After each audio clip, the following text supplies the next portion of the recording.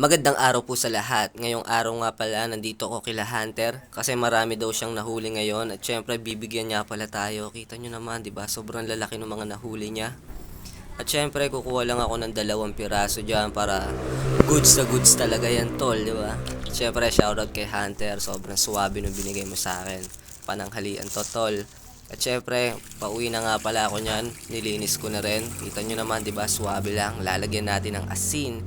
Kasi ipipirito muna natin yan bago natin gawing adobo sa gata. Di ba? Tamang himas lang dito ng konti.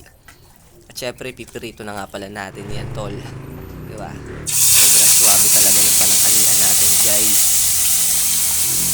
At syempre, optimistic clothes sa mga gustong umiscore, available tayo sa Lazada o kaya i-PM nyo ako dito mga tol. At syempre habang pinipirito yung mga isda, ginagayak ko na yung mga sangkap natin para sa adobo, 'di ba? At syempre inadobo ko na nga pala yan, guys, no? Kita nyo naman, sobrang bango na. At syempre lalagyan natin ng gata kasi adobo sa gata yung bibirahin natin, tol, ngayon. Suwabing suwabe talaga. Solo flight. 'Di ba? Makalipas ang ilang minuto, syempre kakain na tayo. Sobrang sarap ng luto ko. Tikman mo kasi.